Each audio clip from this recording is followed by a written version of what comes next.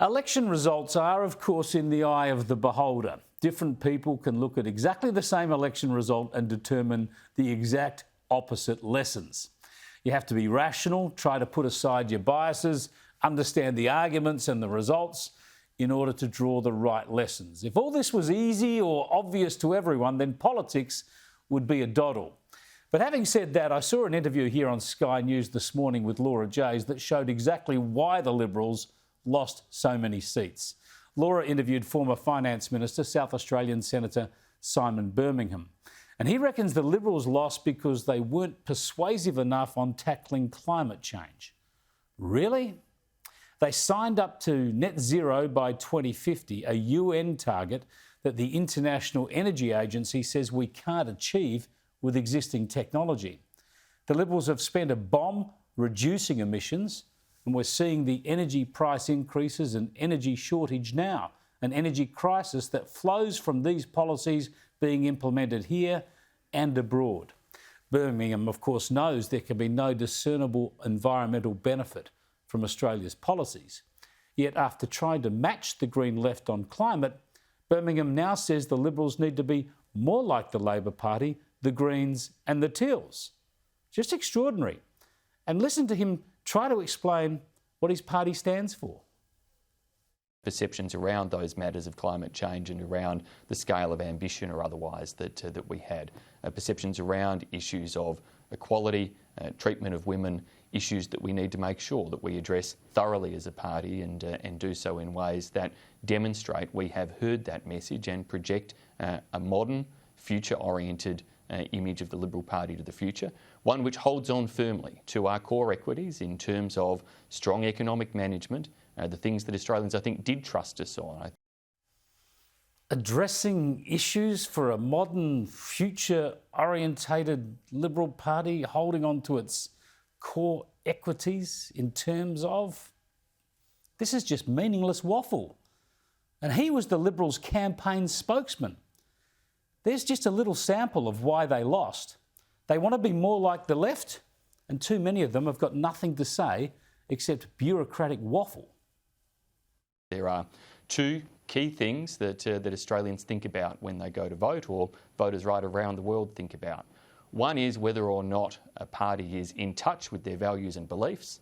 The other is who is most capable and competent to govern.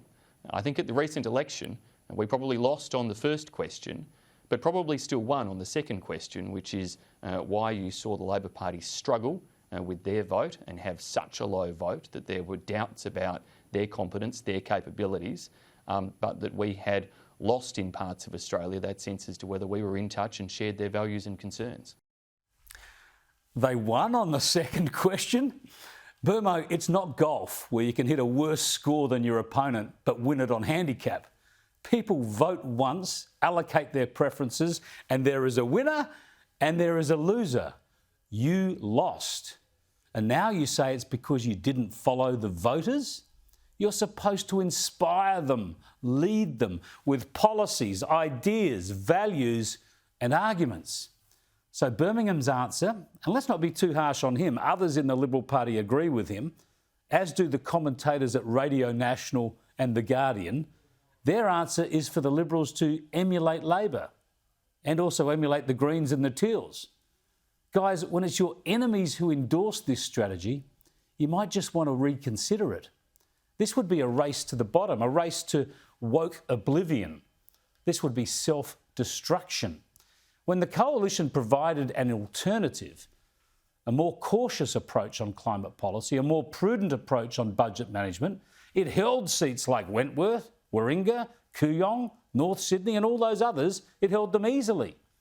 You don't think this time that by surrendering fiscal discipline and by capitulating to the alarmism and the false promises of the Green left, voters thought they might as well vote for the real thing?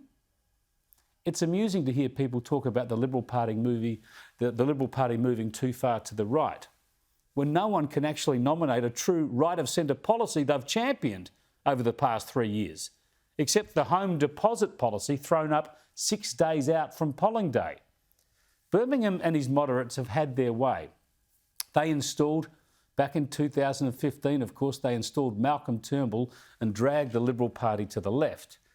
And along with the pandemic, they dragged Scott Morrison too far in that direction too. More than 10% of first preference votes cast at last month's election have now gone to breakaway parties on the right of centre.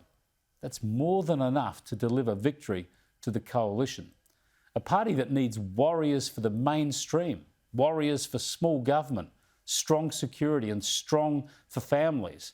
It's now transformed itself at times into just another woke outfit, trying to pick the trends on Twitter and in the love media so they can then follow the zeitgeist.